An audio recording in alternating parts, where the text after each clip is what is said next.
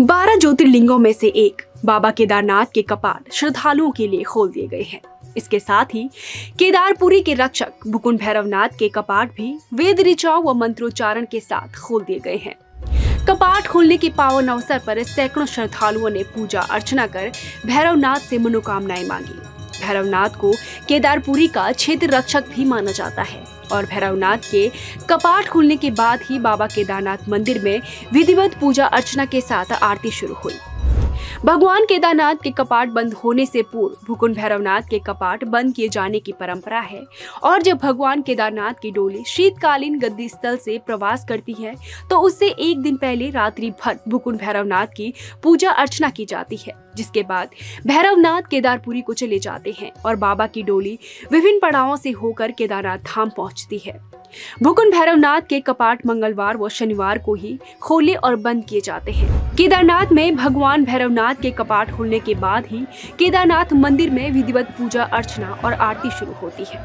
पौराणिक कथा के अनुसार महाभारत के युद्ध में विजय प्राप्त करने के बाद पांडव इस स्थान पर अपने भाइयों की हत्या के पाप से मुक्ति पाने के लिए आए थे। पांडव भगवान शिव का आशीर्वाद प्राप्त करना चाहते थे, लेकिन भगवान शिव पांडवों से नाराज थे। पांडव भगवान शिव से न मिल सके, इसलिए शिव जी अंतर्ध्यान होकर केदारनाथ आ गए।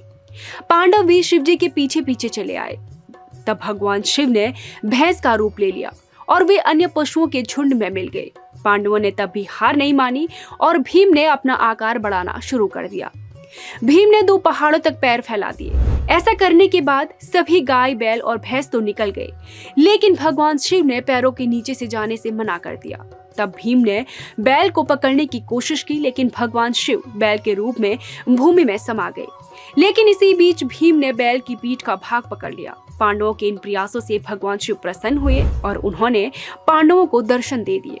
पांडवों ने भगवान शिव से हाथ जोड़कर विनती की। शिव जी ने पांडवों को पाप मुक्त कर दिया। तभी से भगवान शंकर बैल की पीठ की आकृति को केदारनाथ में पूजा जाता है।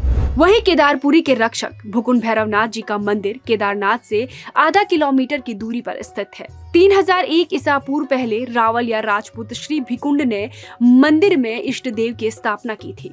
लोक कथाओं के अनुसार जब सर्दियों में बाबा केदार का मंदिर बंद कर दिया जाता है, तब भैरवनाथ मंदिर परिसर की रखवाली करते हैं। ये मूर्तियां बिना छत के रहती है।